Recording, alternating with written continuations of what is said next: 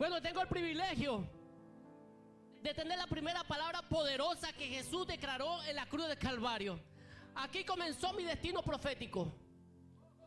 Aquí donde comenzó mi historia. Aquí donde comenzó nuestra historia. En el camino de Dios es aquí donde comenzó nuestra historia. Porque antes teníamos una historia, pero Jesús vino a cambiarla y cambiarla para bien. Quiero comenzar declarando la palabra el perdón, que fue una de las palabras poderosas que Dios pronunció en la cruz del Calvario. Voy a darle las cintas bíblicas, usted la anota, el que anote y el que no, que el que vive de mente, póngalo en la mente. Lucas 23:34. Y Jesús decía: Padre, perdónalos porque ellos no saben lo que hacen. Y cuando a mí me dieron esta palabra, el Espíritu Santo me hizo una pregunta. Yo soy loco. Yo le explico a la gente que yo hablo con el Espíritu Santo, con Dios, como que si tú eras al lado. El Espíritu Santo, tú quieres saber por qué el perdón fue trasladado a la cruz del Calvario. Y Jesús no lo declaró aún cuando estaba abajo, porque cuando Él estaba predicando el Evangelio, cuando Él se estaba manifestando, muchas personas los ofendían, muchas personas los humillaban. A Él lo latigaron, lo escupieron, lo desnudaron, le hicieron miles de cosas.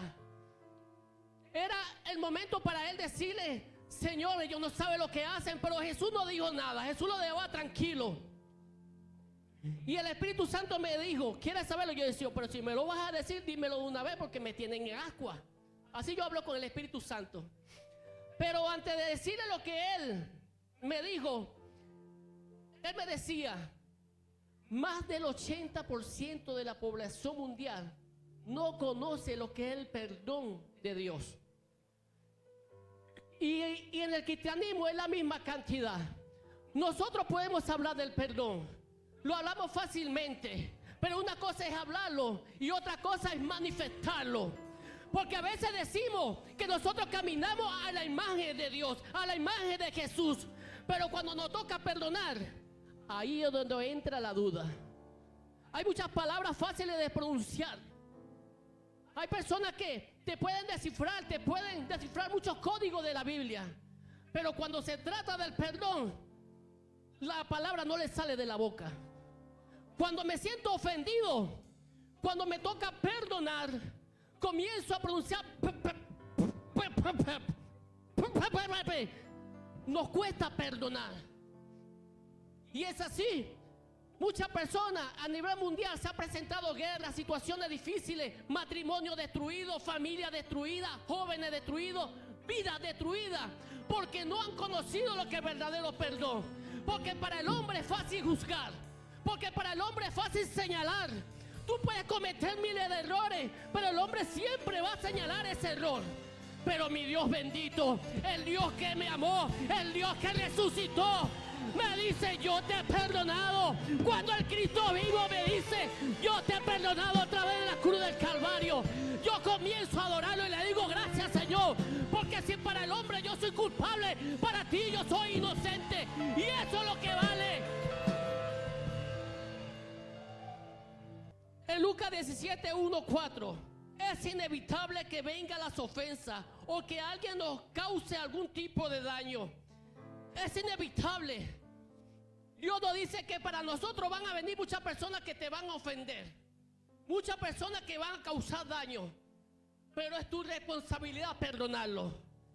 No importa si lo hizo justificadamente o injustificadamente, tu deber es perdonar. Tú no naciste para ser juez. Dios no te llamó a ti para ser juez, para señalar a la persona. Tú me señalaste, tú me culpaste, tú vas a rendirle cuenta a Dios. No, mi deber es decir: perdóname. Porque una cosa es decir: yo te perdono, que decir: perdóname. A mí me ha tocado vivir esa vida y yo le digo: Señor, ¿por qué yo tengo que pedir perdón? Y lo voy a contar como testimonio rápidamente. Yo he tenido problemas con mi maternidad, con mi madre, con mi padre. He tenido problemas de todo índole. Mi hijo fue asesinado. Te podrás entender esa parte, que tu hijo ya asesinado y que 6 horas después de que asesinaron a mi hijo, ya yo tenía los nombres de las personas que asesinaron a mi hijo. Te podrás imaginar qué pasó por mi mente. Y fui y hablé con unos amigos que se la pasaban con él y yo le decía, explícame qué fue lo que pasó. Y te podrás imaginar lo que pasó por mi mente. No voy a decirlo para no causar un daño, pero sí pasaron muchas cosas por mi mente. Pero cuando iba camino a ver a mi hijo, el Señor me decía, yo te perdoné en la cruz del Calvario. Y me lo decía, yo te perdoné en la cruz del Calvario. Y yo decía, Señor, ¿qué pasa? Yo te perdoné en la cruz del Calvario. Y si yo te perdoné en la cruz del Calvario, tú tienes que perdonarlos a ellos. Con mi madre biológica viví años. Dios me decía, muchos años tienes que perdonar a tu mamá. Pero ¿por qué yo tengo que perdonar a alguien que causó un daño en mi vida? Mi propia madre. Y yo vivía cada rato y siempre que tenía la oportunidad de conseguírmela, Dios me decía, perdónale. Yo decía, otra vez tú, Dios, ella que venga a pedirme perdón, ella fue la que me causó daño. Y fueron años de lucha. Hasta que un día el Espíritu Santo me dijo, es hoy. O no es nunca. Hoy tienes que pedirle perdón a tu mamá. Hoy tienes que ir a ella y abrazarla. Y le vi de frente y le dije, mamá, perdóname. Perdóname si te he causado daño. Fui y la abracé. Y déjame decirte que cuando yo abracé a mi madre, fui la persona más libre. Fui la persona más libre. Sentí una paz, sentí una armonía, sentí una alegría. Y Dios me decía, viste que es tan fácil. Lo que pasa es que tú la pones difícil, pero es fácil perdonar, porque yo lo hice en la cruz del Calvario. La falta de perdón es un pecado. Y si tú no perdonas, tú te haces en pecado. Por algo Jesús llevó el pecado a la cruz del Calvario, para que nosotros fuéramos perdonados. Para que tú y yo podamos recibir perdón del cielo, primeramente tenemos que perdonar nosotros. Y si tú no perdonas, muy difícil tú puedas recibir perdón del cielo. El perdón es un hábito en nuestras vidas. Nosotros tenemos que vivir todos los días perdonando. Cuando Pedro le preguntó a Jesús, Señor, si mi hermano me fallare o me hiciera daño, ¿será que lo puedo perdonar 7 veces? Y Jesús le dijo, lo vio y le dijo, tú, Pedro, con tu pregunta, pero te voy a responder, no solo a veces 7, sino 70 veces 7. Y si lo llevamos a la matemática, 70 veces son 490. 490 veces diarias que tú tienes que perdonar. Y si lo llevamos a la hora, son 20 veces que tú tienes que perdonar. Eso quiere decir que el perdón es un modo de vivir de nosotros los cristianos. No importa lo que te hayan hecho, no importa si es fuerte la palabra que te hayan dicho, tú tienes que perdonar. Tú tienes que perdonar, porque el perdón fue manifestado en la cruz del Calvario. Y es ahí donde el Espíritu Santo me lleva a la pregunta, ¿sabe por qué Jesús llevó el perdón en la cruz del Calvario y no lo hizo cuando estaba predicando? Porque el perdón es vertical y horizontalmente. Jesús llevó el perdón de los pecados desde este lugar. Jesús recibió todo en la cruz del Calvario. Y cuando bajó al infierno, porque la palabra me dice que Jesús bajó al infierno y vació al infierno, él chapeó al diablo y le dijo, ellos están perdonados, ellos están perdonados. El diablo decía, pero ellos tienen razón de estar aquí. Eso no me importa, ya yo me llevé todo su pecado en la cruz del Calvario. Por lo tanto, ante mi Padre Celestial, ya ellos están perdonados. Por eso es que Jesús en la cruz del Calvario dijo, Padre, perdónalo, porque ellos no saben lo que hacen. No importa lo que diga el diablo, no importa que el diablo te señale todos los días. Yo tengo un Padre que me ha limpiado. Y yo le dije, Jesús, pero dame otra razón. Y el perdón necesitaba llevar un sello. Como en la antigüedad los productos necesitaban un sello de la marca. La marca del perdón es la sangre del Cordero. El perdón es la sangre del Cordero. Y siempre nosotros vamos a estar sellados con el perdón de la sangre del Cordero. Por eso hoy el perdón tiene que ser manifiesto en tu vida. Hoy el perdón tiene que ser manifiesto. Levanta tus manos y di: hoy decido perdonar. Hoy decido perdonar. Hoy decido perdonar. Dile al que está a tu lado: porque buscas entre los muertos al que resucitó. Dile: y si el que estaba en los muertos resucitó, quiere decir que tu pasado se murió, pero que Jesús resucitó con tu futuro. Tu pasado se quedó en la cruz. Ay, ay, ay. Tu pasado se quedó en la tumba. Tu pasado se quedó en el sepulcro. Pero Jesús te decía hoy, por medio de la cruz: he aquí una nueva historia comienza. He aquí un nuevo capítulo. He aquí algo nuevo se escribe para tu vida. He aquí lo que tú eras pasó. He aquí comienza algo nuevo para ti. Vamos, grítalo un aplauso, aplauso. Dice Lucas 23, 39 al 43. Y uno de los malhechores que estaba colgado le injuriaba diciendo: si tú eres el Cristo, sálvate a ti mismo y a nosotros. Respondiendo el otro lo reprendió. Dígale que está a su lado: lo reprendió. Y dijo: ni aún temas tú a tu Dios estando en la misma condenación. Y dijo: nosotros a la verdad justamente padecemos porque recibimos lo merecido, por nuestros hechos, mas él ningún mal hizo. Diga: más él. Pero dígalo fuerte: más él ningún mal hizo.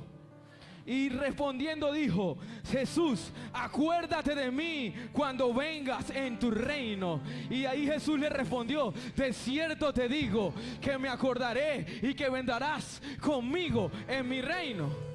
Ya te voy a llevar a la introducción de la palabra. Dice que él estaba colgado en el madero, un ladrón que quizás era lo que la sociedad llama lo peor de la sociedad. Quizás nadie nunca le había dado una oportunidad, pero un escenario de vida creado por Dios para impactar la vida de nosotros, sus hijos. Dios lo había creado para cambiar la perspectiva de cómo veíamos las cosas. Mira, hay varias cosas que ocurrieron en el momento que ese ladrón estaba allí. Y ese ladrón se llamaba Dimas. Diga conmigo: Dimas. Ok, ese ladrón crucificado allí, ese nombre significa Dimitrio, que engloba una conjugación de nombres que significa pueblo. Diga conmigo: pueblo. ¿Por qué? Porque ese nombre, a raíz de un pueblo, en la connotación espiritual, representaba algo muy importante que iba a pasar. ¿Por qué? Porque este representaba una forma muy profética y un acto de amor y de misericordia que representaría el nuevo pacto de gracia. ¿Por qué? Porque los fariseos tenían una forma de condenar, tenían una forma de señalar, tenían una forma de juzgar. Todo era condénenlo, todo era apredérenlo, todo era crucifíquenlo. Pero Jesús, estando en el peor momento de su vida, y no solamente en el de él, sino el del ladrón, dijo: ¿sabes qué, hijo mío? Hoy no te perdono, yo hoy te perdono, yo no te juzgo, yo no te señalo, yo hoy te digo que vendrás conmigo en mi reino cuando yo reine. Dile al que está a tu lado: si el mundo no te dio una oportunidad, díselo, si el mundo no te dio una oportunidad, Dios no es igual. Dile: Dios sí te va a dar una oportunidad.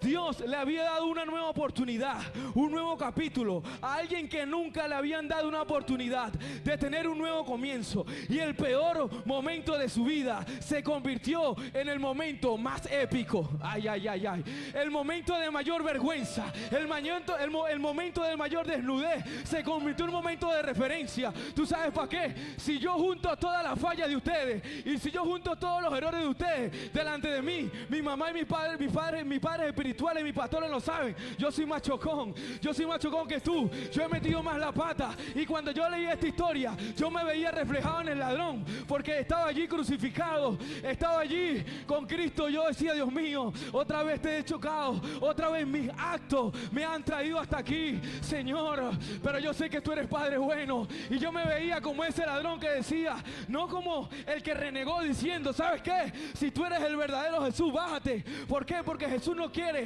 que ante el proceso tú tengas una actitud de reclamo. Él lo que quiere es que en el proceso tú tengas una actitud de reconocimiento y ser como ese ladrón que estando allí decía: ¿sabes qué, Jesús?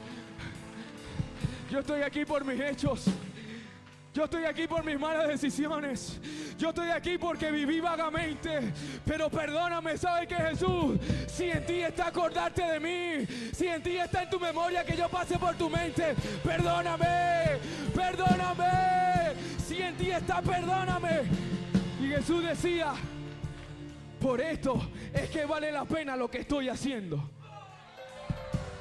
Por esto es que vino a la tierra a morir crucificado. Yo no vine a buscar perfecto. Yo no vine a buscar gente que no peca. Yo vine a buscar gente que, como el ladrón, cuando lo hace mal, no se jacta, ni se enorgullece, ni se enaltece, sino que dice: Señor, perdóname porque he hecho mal delante de ti. Si en ti está perdonarme, sé tú dándome el perdón genuino para continuar en este camino. En la cruz del Calvario hubo una transacción multimillonaria. ¿Sí? Ni siquiera Elon Musk, como dice Elon Musk, y ha hecho ni hará transacciones tan millonarias como Jesús cuando estuvo en la cruz del Calvario. El precio tan alto que él tuvo que pagar. Pero antes de llegar hasta allí, cuando estaban el ladrón de un lado derecho llamado Dimas y él que estaba allí, ese evento ocurrió algo que yo le llamo, hubo un intercambio. Diga conmigo, intercambio. Pero dígalo fuerte, como que si de verdad quisiera escuchar. Diga, intercambio. Y en ese intercambio, él estaba allí cuando él le dijo: ¿sabes qué, Jesús? Acuérdate de mí cuando vengas en mi reino. Y él le dijo: yo me acordaré de ti. En ese momento hubo un intercambio de posiciones. Esa vestidura de ladrón, esa vestidura de fracasado, esa vestidura de pobre, esa vestidura de que no servía para nada, Jesús se la cambió y le dijo: yo cambio tu muerte, yo cambio tu pena, yo pago lo que tú estás pagando. Y aunque tú mueras juntamente conmigo, tú reinarás conmigo cuando yo venga en el siglo venidero. Serás uno de mis príncipes, serás uno de mis reyes. ¿Será que estás aquí o no estás aquí? Haga la mano así si está aquí conmigo.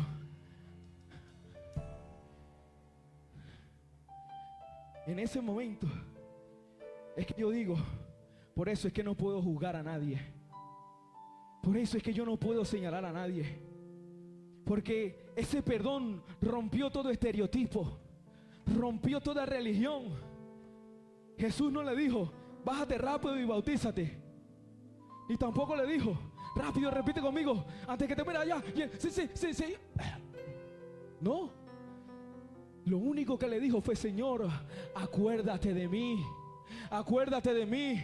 Y el Espíritu Santo me decía: ¿por qué, si él tenía tantas oportunidades? ¿Por qué, si existían tantas sinagogas? ¿Por qué, si habían tantos maestros de la ley que enseñaban? ¿Por qué fue solamente en ese único momento que él se arrepintió? Que él dijo: no, yo necesito cambiar. Porque ese ladrón que estaba allí, él no veía a un rey cualquiera. La gente se mofaba y decían: y que el rey de los hebreos, y que el rey de los judíos. Pero él lo veía y decía: pero ya va, yo estoy aquí por mis actos, yo estoy aquí por mi pecado, pero él no ha hecho nada. Él no tiene que venir de este planeta, él no tiene que venir de este mundo, él tiene que venir de un mundo donde donde se le da nuevas oportunidades al que no se le da oportunidades, donde se le da nuevo comienzo al que no se le da. Necesito pensar como él, necesito vivir como él. Porque aquí nadie en este mundo me ha dado la oportunidad que él me puede dar. Y es por eso que cuando agarro un joven y él me dice: no, es que no lo llamé, es que no le escribí, porque me daba pena fastidiarlo, otra vez con el mismo problema, otra vez con la misma situación. ¿Y sabes qué le respondo yo? Tú sabes por qué te vuelvo a llamar, por qué te vuelvo a escribir y por qué te vuelvo a discipular. Porque yo me he caído 7 veces más que tú, porque yo he fallado 15 veces más que tú, porque yo he sido más pecón que tú. Y aún en esas veces, en mi terquedad, Dios ha sido más terco y me ha dicho: levántate que todavía no termina, levántate que la historia todavía se escribe, levántate que todavía hay largo camino que te resta. A mí me tocó la tercera palabra de Jesús en la cruz, Juan 19:26, y dice: he aquí tu madre, he aquí tu hijo. Y usted me estará preguntando: ¿de qué se trata? María durante mucho tiempo ha sido conocida como la Virgen María. Pero ¿qué tal si hoy te la presento como una madre espiritual? Yo no puedo hablarte a ti de la paternidad espiritual si primero no entiendes quién realmente era ella. Vamos a crear contexto en esto.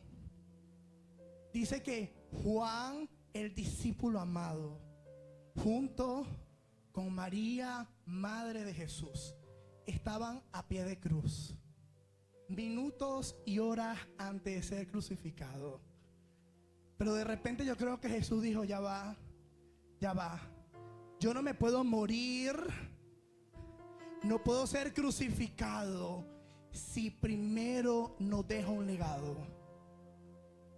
Si usted me pregunta a mí qué representan mis padres espirituales, para mí representan hombres y mujeres de Dios que me dieron un destino, que me dieron un propósito y que me recordaron que yo no iba a morir.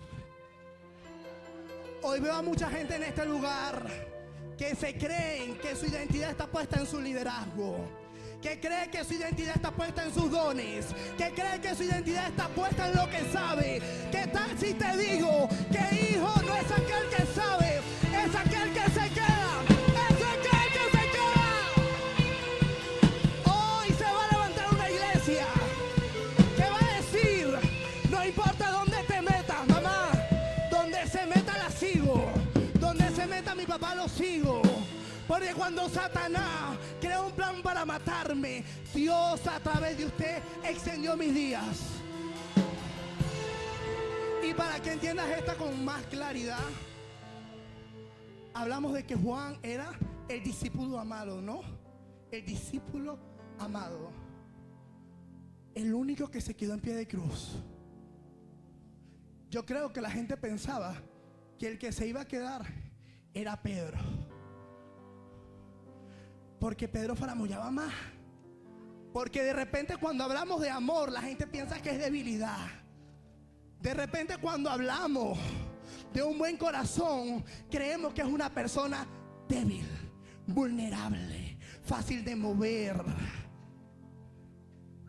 Pero lo que ellos no sabían, que a este hombre que sí se le reveló la paternidad espiritual, fue el único de los 12 apóstoles que no murió de manera fatal. Fue el único que murió de manera espiritual, de manera natural. Y tú me preguntarás, ¿a qué se refiere eso? La palabra dice: honra a tu padre y a tu madre, para que los días en la tierra se te extiendan. Veo gente que hoy va a empezar a decir: como que yo voy a empezar a ser hijo. En este lugar, Jesús en la cruz representaba el sacrificio. Amén. María representaba a la madre espiritual y Juan el discípulo. Me gusta porque en el 27 Jesús le dice que aconteció que María se fue con Jesús. Amén. Hay gente en este lugar que tiene el sacrificio al frente. Hay gente en este lugar que tiene la madre espiritual, pero que no se han llevado la paternidad para su casa, pero no se han llevado el destino para su casa, pero no han decidido decir: hey, yo voy a dejar de comportarme como huérfano para empezar a comportarme como hijo. Dios me decía: es el tiempo de que la gente entienda que lo único que te sostiene cuando Satanás te empieza a mover es quién eres y en qué está basada tu fe.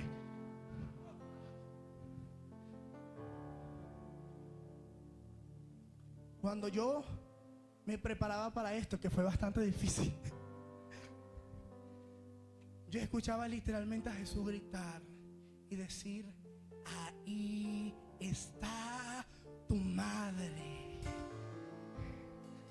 Hay gente que está en una casa apostólica, que está en una casa profética, pero veo como cosas no están fluyendo, pero veo como cosas que están estancadas, pero veo como cosas que están dormidas.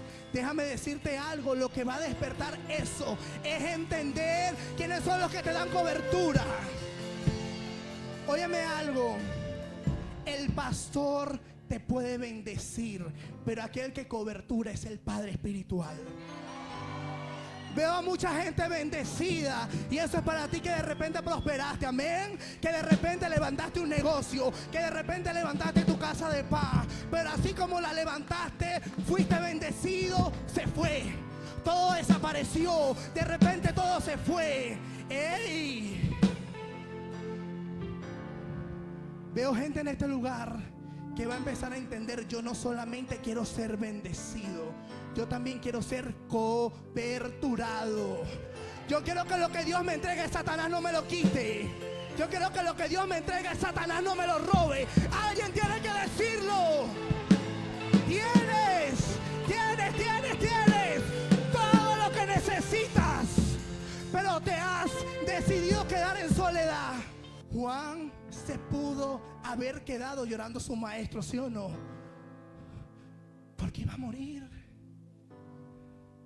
María se pudo haber encerrado en su casa porque era incierto si él iba a resucitar. Pero yo creo que Jesús entendió que en tal caso que él no resucitara, eso no iba a morir ahí, eso no iba a quedar ahí. Mi pregunta es: ¿hay alguien en este lugar con ganas de que la nueva generación no quede aquí? ¿Hay alguien en este lugar con ganas de alzar su voz y decir: yo hoy decido volverme hijo?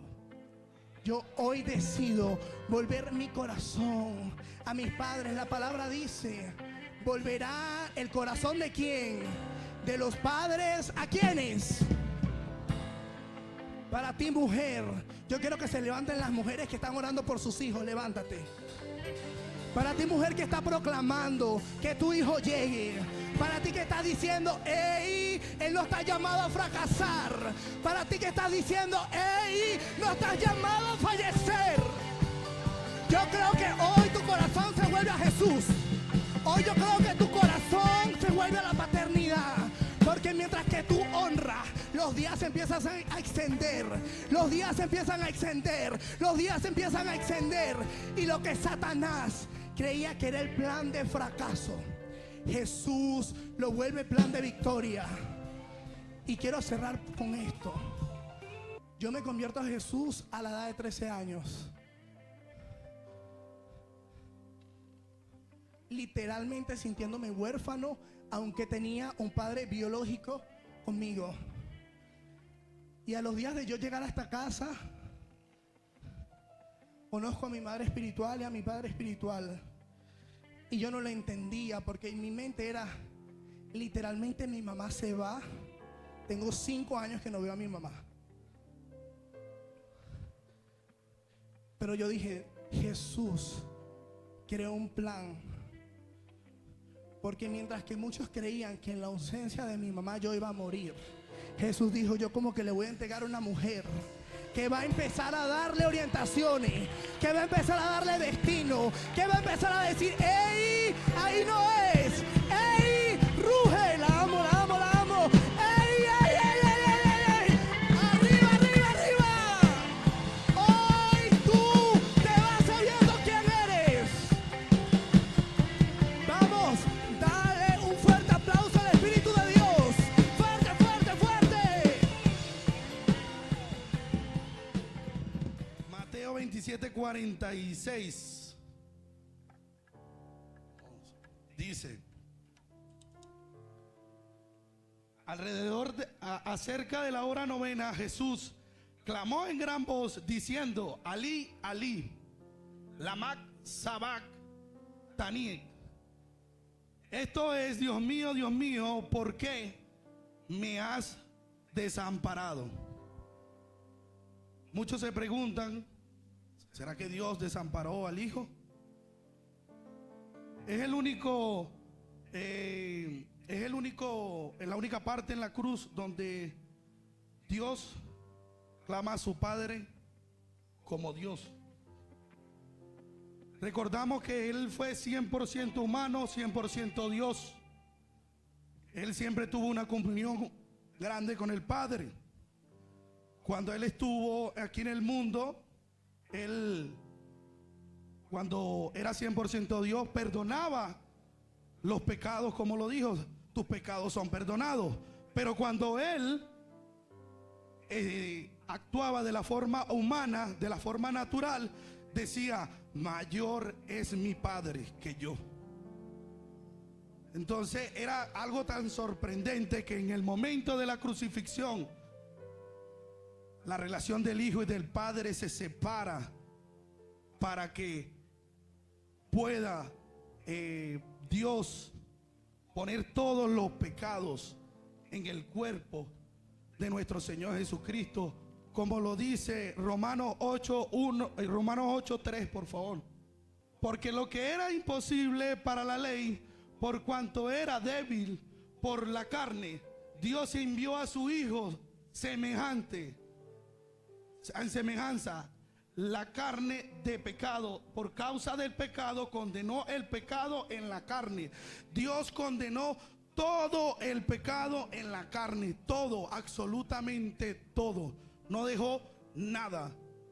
Todas las impurezas, todos nuestros pecados, todas nuestras maldiciones, se lo llevó en ese momento que se separó del Padre para hacernos libres. Yo no sé qué circunstancia, por qué motivo tú estás pasando hoy, pero Dios no lidia, nuestro Padre no lidia con el pecado.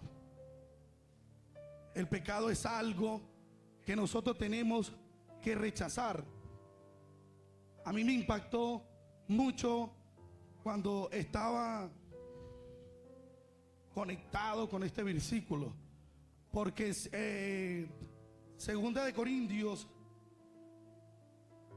5:21 dice: aquel que no conoció el pecado, por nosotros lo hicimos pecador, para que nosotros fuésemos hechos justicia de Dios en él. Dios nos hizo libres. Dios nos libertó. Dios nos cambió. Y fue algo extraordinario, porque yo una vez me sentí separado de Dios. Nadie daba nada por mí. Yo estuve en un momento donde no tuve tampoco comunión con Dios por tantos pecados que habían en mí.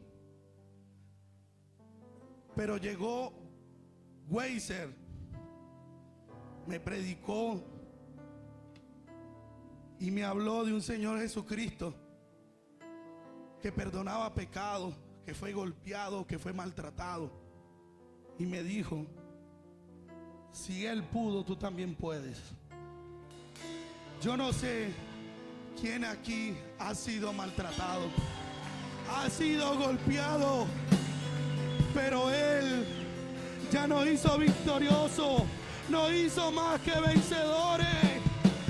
Él lo venció todo en la cruz del Calvario, por ti, por mí, por mi familia y por toda esta casa. Es extraordinario lo que puede, o lo que hizo nuestro Señor Jesucristo.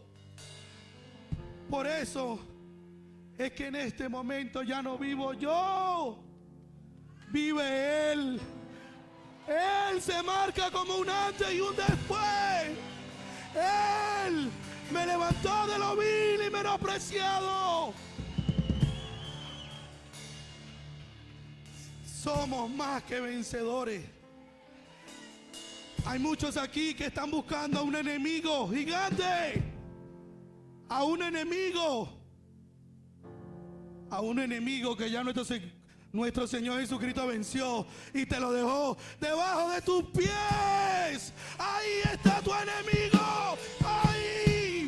Tú no tienes ningún gigante. Tu enemigo está debajo de los pies. Tú eres victorioso. Él nos hizo libres. Lo que el enemigo se ganó en el Edén, lo perdió en la crucifixión y nos hizo vencedores. Gózate, siéntete alegre. Lo que estaba muerto hoy va a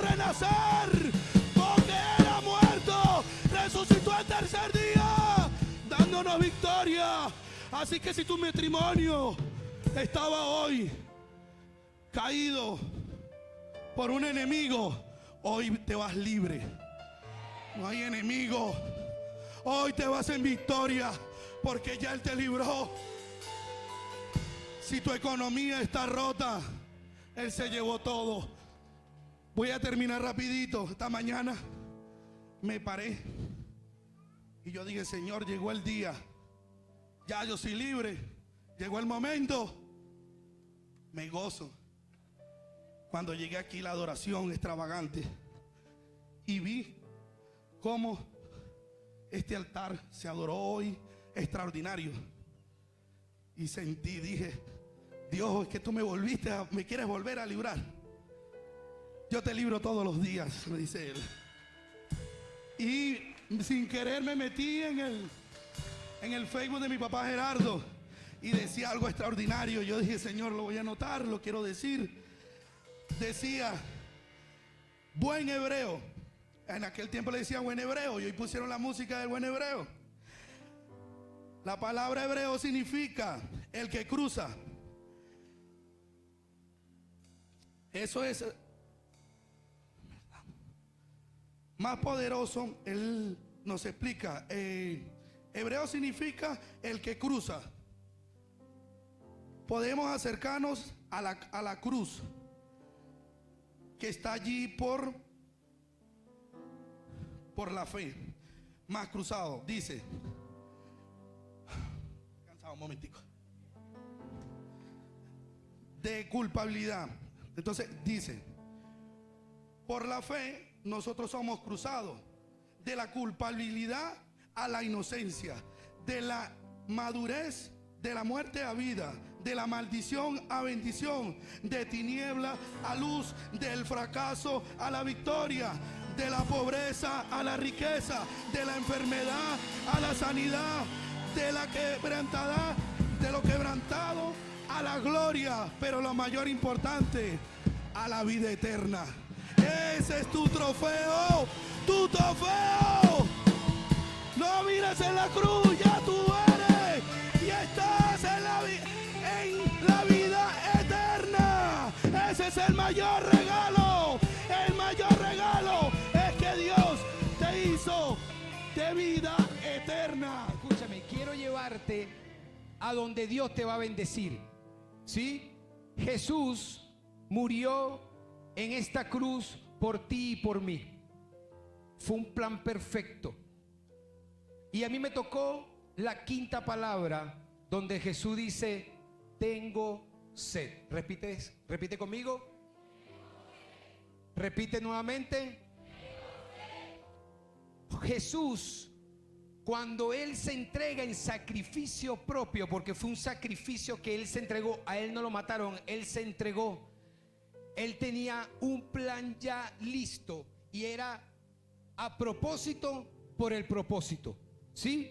Jesús, todo lo que Él vivió fue algo tan pero tan brutal, como dice el pastor Michael, tan doloroso. Está registrada la muerte como de Jesús como la más sangrienta, dolorosa, lenta que una persona haya podido experimentar.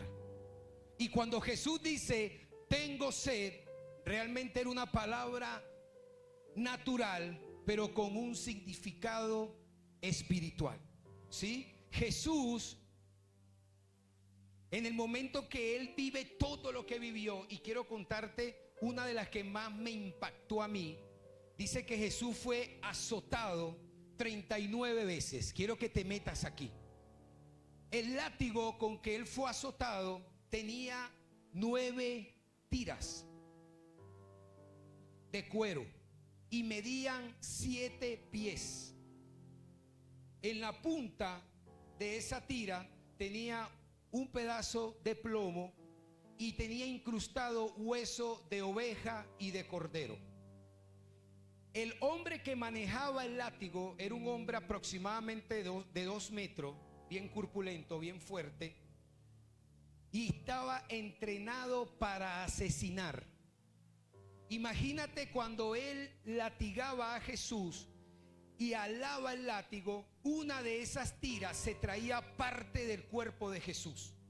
Y médicamente hablando, para poder sanar o sellar una de esas heridas, se necesitaban de 20 a 30 puntadas. No sé si aquí hay médicos. Multiplica 39 latigazos por 9 tiras. Se necesitarían 2000 puntos para poder restaurar el cuerpo de Jesús. No solamente con eso, lo llevan y lo coronan. Sí, por aquí estaba, creo la corona estaba aquí. La corona tenía 70 espinas de 1 pulgada de largo, tenía cada espina. Se la incrustan en la cabeza y no solamente con eso, lo visten de púrpura. Y el hombre que está haciendo eso, uno de los soldados, lo cachetea.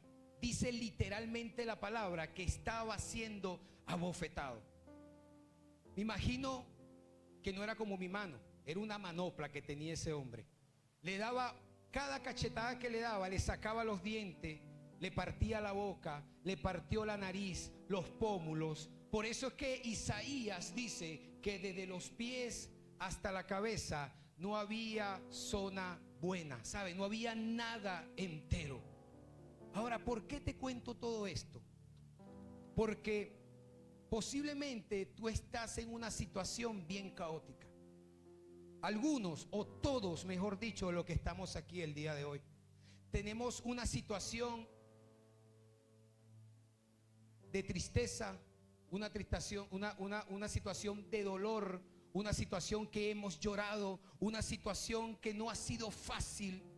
Pero Jesús, al demostrarte todo lo que Él vivió, fue para que tú también tuvieras esperanza, que al final la sed que tú estás viviendo era la misma sed que Él estaba viviendo en ese momento. El problema era que cuando Jesús dijo, tengo sed, no le estaban entendiendo.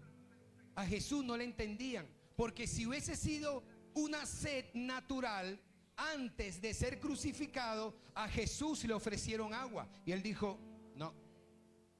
Y en el momento de Él decir, tengo sed, automáticamente un guardia mojó una vara con un algodón, y se lo acerca. De repente la palabra dice que bebió o no bebió, pero eso no le iba a saciar lo que él estaba viviendo. Dice en el Salmo 24, Salmo 42, 1, 2. Como un siervo busca agua fresca cuando tiene sed,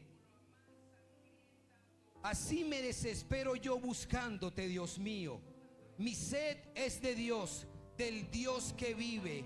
¿Cuándo es que voy a presentarme ante Dios? Ahora, ¿quién está revelando esto? El que está revelando esto era David. Aquí la cuestión es que David fue antes que Jesús, porque Jesús fue 28 generaciones después de David. Ahora, ¿por qué David ya tenía revelado lo que Jesús estaba viviendo? Era porque David tenía la mente de Cristo. Escúchame, la samaritana era una mujer que quizás tuvo un problema muy fuerte. La samaritana era una mujer que fue rechazada, fue juzgada. Jesús le dijo, tuviste 5 maridos y el que tienes tampoco es tuyo. No sé si la samaritana tenía un espíritu de promiscuidad, la mujer era prostituta, pero ella también fue rechazada. Dice la palabra que la samaritana iba a buscar agua al pozo solamente a las 6 de la tarde. ¿Por qué? Porque nadie la quería. Pero el día que ella fue al pozo, ella no sabía que se iba a encontrar con el que le iba a dar agua de vida. Escúchame, ella no sabía que lo que ella estaba viviendo, que no tenía una solución. Esa tarde Jesús le dijo, toma del agua que yo te doy de beber, porque más nunca tendrás sed.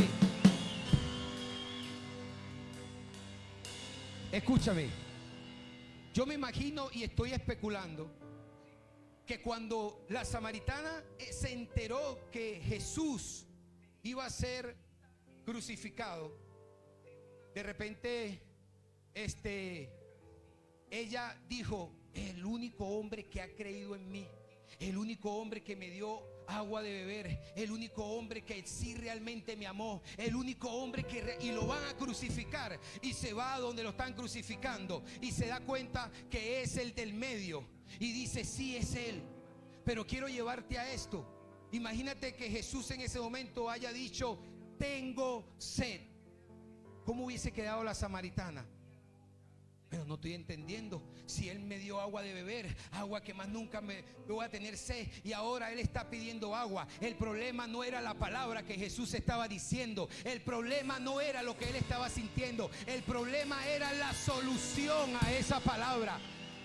Y hoy, escúchame, hoy hay muchos problemas. Muchos de los que estamos aquí tenemos muchos problemas. Escúchame, de repente yo le decía al Espíritu Santo: Padre, pero ¿cómo nos podemos comparar con el problema de Jesús? Eso es imposible, porque ni tú ni yo hubiésemos soportado lo que Jesús soportó. Pero el Espíritu Santo me decía: el problema no es igual, pero la solución es la misma. La solución es el agua que yo te doy de beber. Escúchame, mucha gente aquí hoy está cansada de su matrimonio y dice: yo me voy a divorciar. Estás teniendo sed. El esposo dice: me quiero divorciar de esa loca. Estás teniendo sed. Mi hijo anda en drogas y ya no lo soporto. Estás teniendo sed. El joven dice: me quiero suicidar porque nadie me ama. Estás teniendo sed. Escúchame, yo le decía: Espíritu Santo, ¿cómo puede ser que alguien, después de haberte conocido, de haberte amado, se separa de ti y dice: no quiero más nada? Hijo, porque están teniendo sed y están buscando allá afuera lo que no pueden encontrar. Allá afuera no hay una solución a esa sed. La única solución a esa sed, lo dijo David, y es el agua que Dios te va a dar de beber en esta tarde. Escúchame, la mente de Cristo estaba en David. Como te dije, 400 años antes de que Jesús muriera, David había dicho lo que Jesús estaba sintiendo en la cruz. Pero Isaías también. Y yo declaro que hoy la mente de Cristo va a caer en tu vida. Es la única manera de que tú puedas soportar lo que estás viviendo. Isaías, el profeta Isaías, le dice al rey Ezequiel: Isaías, estoy enfermo, tengo una enfermedad, ¿cómo me puedes ayudar? Y el profeta dice: lo único que yo sé es ir a la presencia. Lo único que yo sé es ir a adorar. Y el hombre se pone a adorar. El profeta Isaías se pone a adorar. Y en ese momento viene la mente de Cristo a él. Y cuando él se percata, estaba 400 años adelantado, justamente cuando Jesús estaba siendo crucificado. Y ahí mismo él se dio cuenta que Jesús estaba todo llagoso, ¿sabe? Estaba todo golpeado, estaba todo herido. Mira lo que dice Isaías 53:5: mas él herido fue por nuestras rebeliones, molido por nuestros pecados. El castigo de nuestra paz fue sobre él, y por sus llagas nosotros fuimos curados. En ese momento el profeta vuelve en sí 400 años atrás y le dice al rey: papi, no te preocupes, porque ya hay sanidad. Ya hay un hombre que murió por ti y por mí. Escúchame, la única manera de que yo haya podido estar montado en este lugar es que tenga la mente de Cristo. No hay otra manera, porque bien tímido y miedoso es este que está aquí. Pero la mente de Cristo me ha llevado a transicionar. Gracias a mi hermano, gracias a todos, me ha llevado a transicionar. Y escúchame, eso fue una acelerada pero brutal la que el Espíritu Santo nos dio. Porque hace 2 años atrás estaba viviendo uno de los procesos más duros que alguien puede vivir. Y gracias a mi pastor Michael, que él decía: no le tengas miedo al proceso, porque el proceso significa avance. Escúchame, el proceso significa avance. Si te estás quejando de tu proceso, no vas a avanzar. Y en ese momento yo no entendía y yo me quejaba y me quejaba. El G accidentado, no estábamos comiendo un cable con poste y todo. Mi esposa sin ropa, yo sin ropa, estábamos pero fritos. Y mi paternidad me decía: hijo, adora. Mi papá Gerardo me decía: hijo, adora, hijo, declara. Y hay un columpio en la casa. Y ahí fue donde yo realmente entendí que Dios sí me estaba escuchando. Un día en una vigilia, el profeta Dani me dice: así te dice Dios, en ese columpio donde te sientas, me has preguntado esto, esto y esto. Y yo dije: Dios mío, sí me estás escuchando. Pero gracias a eso fue donde yo entré y la mente de Cristo vino a mi vida. Y empecé a declarar, y empecé a declarar, y empecé a declarar, y empecé a declarar. Y entramos en un aceleramiento brutal. Escúchame, para cerrar. Esa sed que hoy estás sintiendo, hombre, mujer, joven, niño que estás en este lugar, hay una sed que no vas a poder saciar con nada de allá afuera. Hoy vienes así como el pecho trancado. Tienes el pecho trancado, que a veces no quieres ni hablar. Estás en el lugar correcto, porque aquí es donde Dios te va a liberar totalmente. Dios te va a transicionar. Dios te va a dar el agua que necesitas para saciar esta sed. Así que levanta tu mano. Gracias, Padre mío. Yo declaro agua, agua de vida para esta gente. Agua de vida en el nombre poderoso de Jesús. Ya hemos escuchado 5 palabras, ¿verdad que sí? Me toca la sexta. Y yo decía: qué palabra tan violenta. Una palabra que viene a marcar un antes y un después. Una palabra que viene a marcar el después de todos los siglos. Una palabra que viene a decirte a ti: ya no vas a ser salvo por tus obras. Ya no vas a ser salvo ni porque mate a los bueyes que mate. Ahora vas a ser salvo porque yo morí por ti. Porque yo pagué un precio por la humanidad. Escucha lo que dice el libro de Juan, capítulo 19, versículo 30. Si pueden me lo colocan. Cuando Jesús hubo tomado el vinagre, dijo: consumado es. Repite conmigo: consumado es. Y habiendo inclinado la cabeza, entregó el espíritu. Pero ahora, para yo explicarte qué significa esta palabra, consumado es necesario que lo llevemos al griego. Es necesario que la pronunciemos tal cual como Jesús la pronunció en la cruz. ¿Y qué dijo Jesús allí colgado?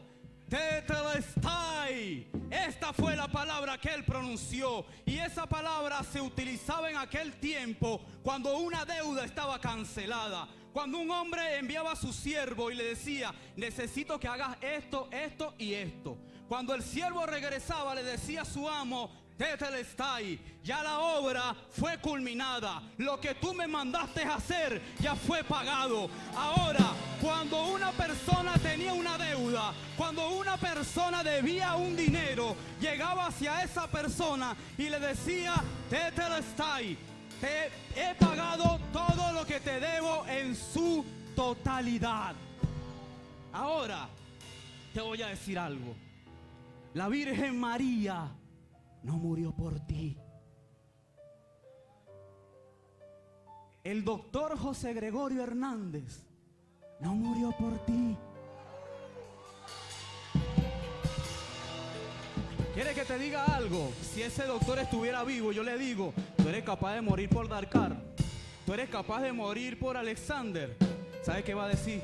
Por esa cuerda de loco no muero yo. ¿Tú sabes quién soy yo? El doctor José Gregorio Hernández.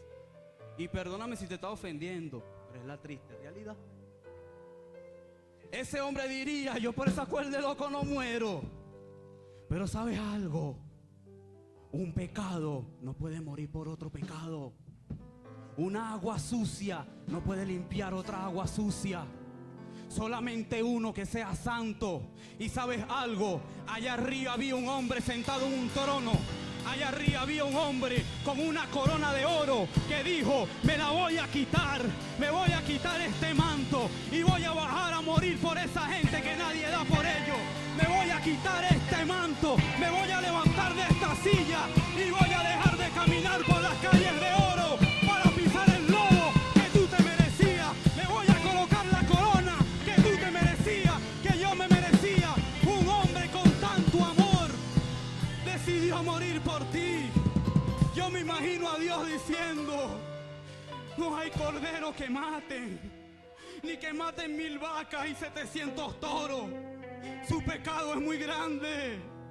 Pero me imagino a Jesús diciéndole a su papá: heme aquí, envíame a mí. Heme aquí, yo muero por ellos. Jonás explicaba científicamente lo que este hombre vivió. Pero ¿sabes qué opino yo?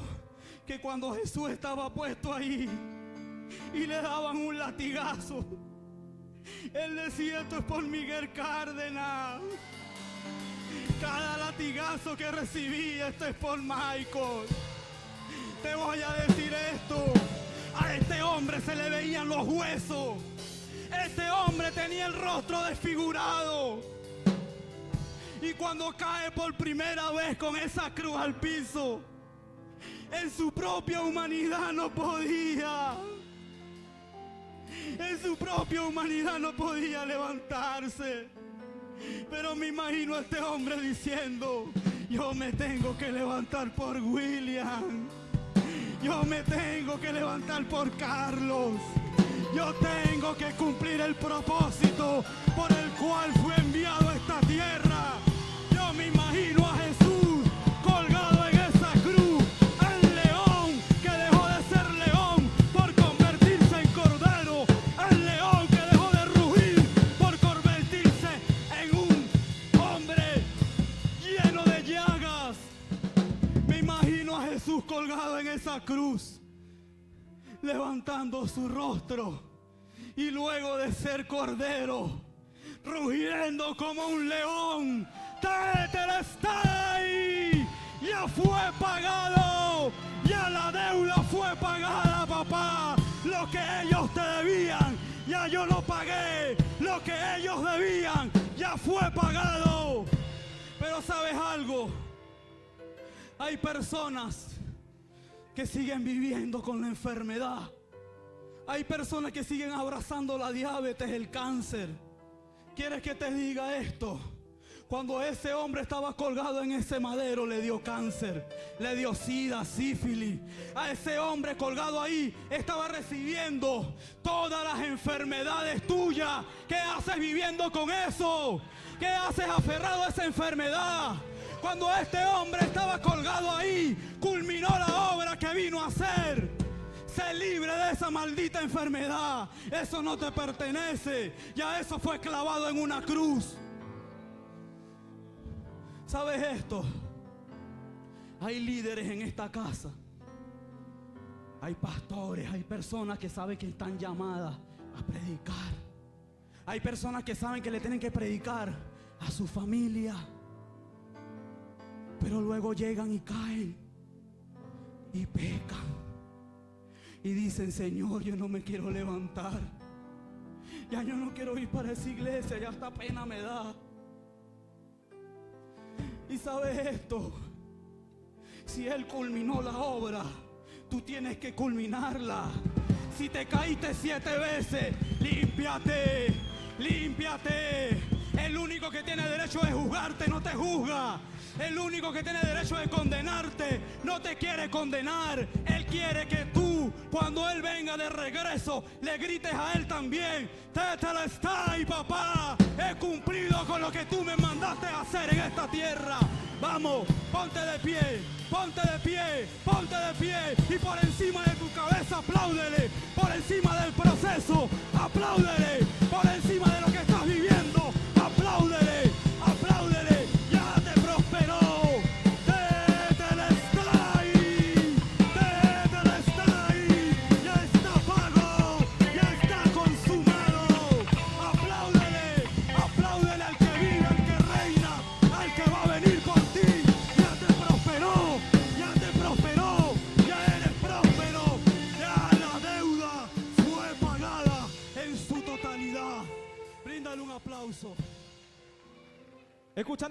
historias nos relatan el proceso y el sacrificio de Jesús en la cruz del Calvario. Yo creo que todos estamos cansados de ver en TV las historias de Jesús. Pero si de algo estoy seguro es que todo lo que pasa dentro de la televisión no se refleja realmente a todas las cosas que Él vivió por ti y las cosas que vivió por mí. A mí me tocó la séptima frase de Jesús antes de morir.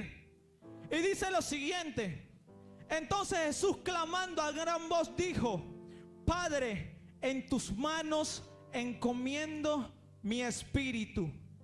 Y habiendo dicho esto, murió. Dígale al que está a su lado: murió. Esta séptima y última expresión es una palabra de confianza. ¿Sabe que es difícil para nosotros como ser humano poder confiar hasta las últimas consecuencias? ¿Sabes qué pasa con esto?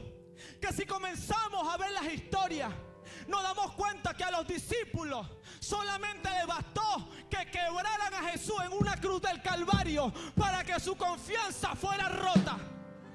¿Por qué? Porque los discípulos, al ver esto, lo que hicieron fue salir corriendo y dijeron: ¿qué pasó?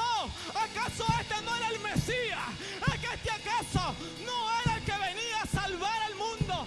¿Es que acaso este no era el cordero inmolado que iba a morir y que iba a traer salvación?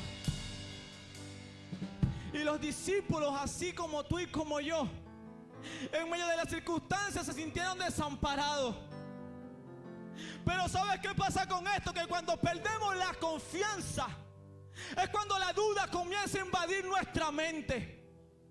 Cuando Dios te da una palabra y te dice: tú eres un empresario, tú eres un líder, tú eres un pastor, tú eres una persona que va a multiplicar la finanza.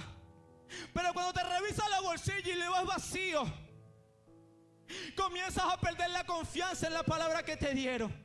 Comienzas a perder la esperanza. Y lo primero que comienzas a decir son como estos discípulos: ¿será que realmente este era el Cristo? ¿Será que este era realmente el Cristo? ¿Será que esa palabra que me dijeron era verdad? ¿Será que la palabra de transformación para mi hijo era verdad? ¿Por qué? Porque ¿sabe que es difícil en el momento de la crucifixión poder decir: Padre, en tu mano encomiendo mi espíritu? Porque ¿sabes qué? Porque ¿sabes qué no dijo el cuerpo? Porque de su cuerpo ya no quedaba nada. Porque en su cuerpo no había nada que entregar. Porque su cuerpo era una llaga. Y lo único que quedaba intacto era su espíritu inquebrantable. Era su espíritu inquebrantable, que todavía podía clamar, aún atravesado en su costado, aún con una corona de espinas, todavía podía decir: Padre, en tu mano encomiendo mi espíritu. Lo más precioso y lo más preciado que tú y yo podemos tener es nuestro espíritu. Dile que está a tu lado: es tu espíritu. El proceso de Jesús en la cruz fue un proceso completamente doloroso. Fue quebrado, fue roto y fue molido por nuestros pecados. Pero el diablo no quiso quebrar acá la confianza de Jesús. Donde realmente quiso romperla fue en el Getsemaní. Porque dice que se encontraba orando y llega y le dice: Padre, si quieres pasa de mí esta copa, pero que no se haga mi voluntad sino la tuya. Una persona que confía plenamente en Dios, una persona que realmente tiene la confianza clavada en el Padre, es una persona que doblega su voluntad. ¿Y sabes por qué tú muchas veces dices: pero es que yo confío en ti, pero haces lo que te da la gana, pero haces lo que tú quieres? La base entre Jesús y su Padre siempre fue la relación. Por eso es que muchas veces las cosas a nosotros nos salen mal. Porque creemos que la base al dinero es trabajar mucho. Porque creemos que la base a muchas cosas es hacerlo con nuestra fuerza. Creemos que las cosas las podemos hacer en nuestra propia voluntad. Creemos que las franquicias vienen del mucho trabajar. Pero eso lo que nos genera es cansancio. Eso lo que nos genera es frustración. Entonces yo te pregunto, ¿dónde está la confianza? ¿Dónde está la confianza? Mira el que está a tu lado y dile: hey, es hora de confiar. ¿Hasta qué punto podemos decir que confío en mi papá? ¿Hasta qué punto hoy puedes decir que tú confías en Dios? ¿Hasta qué punto? Porque estoy orando por mi hijo y no me funciona. Pero viene la vecina chismosa y me dice: mami, pero vamos a poner el brujo.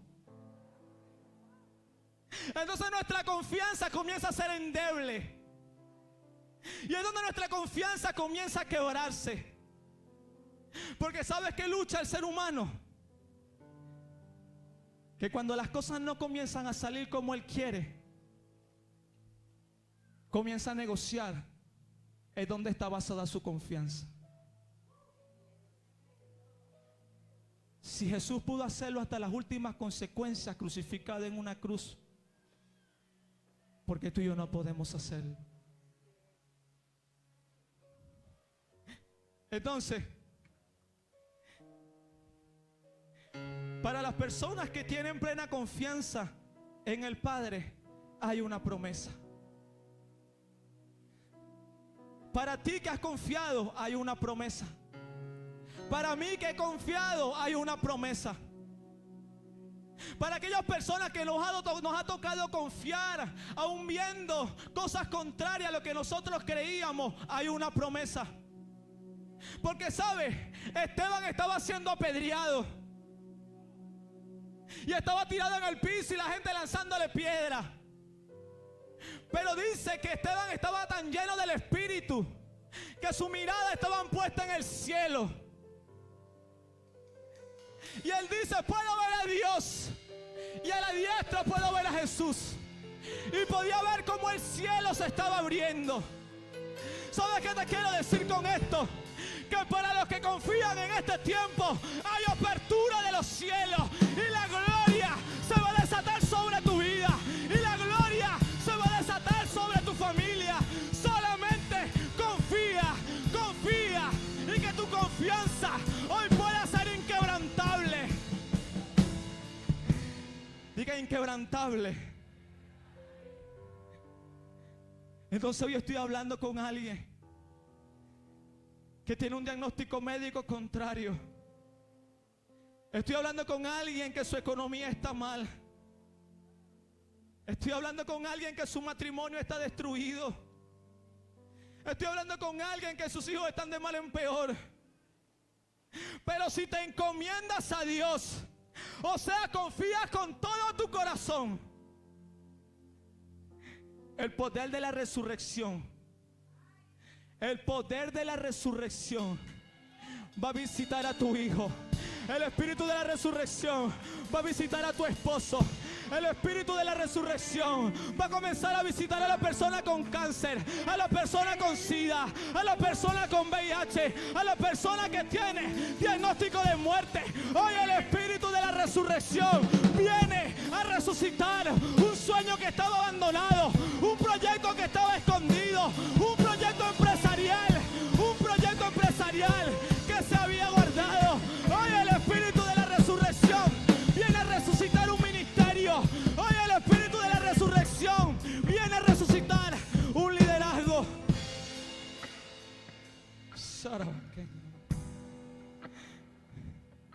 Yo creo que lo que hemos predicado los 7 personas que pudimos estar en este lugar,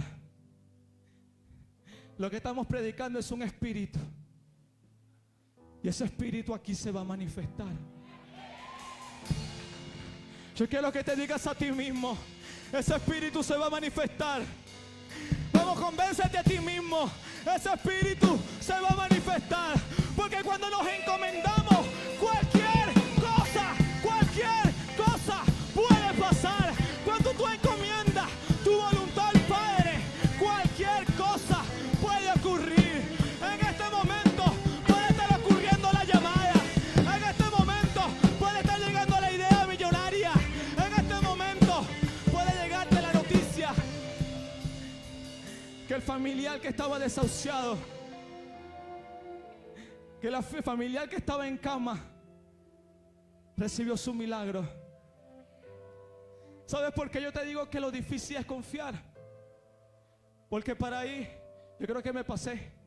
Mamá, con esto termino. ¿Sabes por qué es difícil confiar? Porque yo recuerdo una oportunidad que mi esposa estaba embarazada y nosotros íbamos a tener nuestra niña y era la más esperada. Todos los que somos padres podemos entender qué significa un hijo. Pero en ese momento, de desprendimiento de placenta, lleven a la paciente para allá, rájenle en la barriga, saquen a la muchacha nació muerta, hay que reanimarla, hay que hacerle masaje. Y usted se imagina, yo no estaba clavado en una cruz, pero sí estaba clavado a la silla de un hospital. Y siempre lo que me decían era, ¿sabes qué? Espera lo peor porque nació con complicación. ¿Sabes qué? Yo creo que tu hija se va a morir. Y los pensamientos comenzaban a invadirme y yo, Dios mío, ¿pero qué está pasando? ¿Y sabes qué pasa con esto? Que cuando entras en el proceso de comenzar a despertar y a comenzar a cultivar esa confianza, muchas veces queremos estar acompañados para que nos den la palmadita en la espalda y nos digan confía, pero nos toca estar en la misma posición que estuvo Jesús, solo clavado en una cruz, y poder decirle, ¿sabes qué, mi amor? No te preocupes porque todo va a estar bien. No te preocupes porque lo que digan los doctores, yo no le paro a eso, porque Dios me dijo que esa niña era parte de la promesa, porque esa niña es un regalo del cielo. Yo no creo lo que dice la ciencia, no creo lo que dice el diagnóstico médico. Y es un momento doloroso, porque ese momento donde quiebran tu humanidad como lo hicieron con Jesús, no te toca acompañado, te toca solo. Como Jesús en el Getsemaní. Jesús quiso llevarse a los discípulos, pero los discípulos se quedaron dormidos porque era necesario que estuviera solo. Yo te pregunto, ¿cuántas noches de soledad? ¿Cuántas noches de tristeza? ¿Cuántas noches de amargura?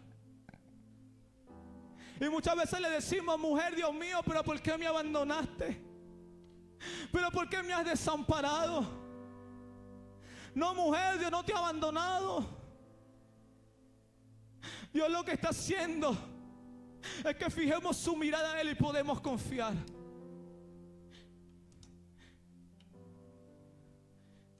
Yo creo que este es el mejor momento para nosotros poder decir, ¿sabes qué? Con todo lo que dijeron los expositores, hoy podamos decir, ¿sabes qué? Yo quiero cambiar hoy de muerte a vida. Yo quiero hoy cambiar de muerte a vida. Yo quiero cambiar de muerte a vida. Y este llamado es para aquellas personas que vienen por primera vez. Este llamado es para aquellas personas que no conocían de Jesús. Este llamado es para aquellas personas que en un momento le hablaron pero se fueron y están regresando. Yo hoy quiero hacerte ese llamado, que salgas corriendo a este lugar. Vente que el papá te espera con los brazos abiertos.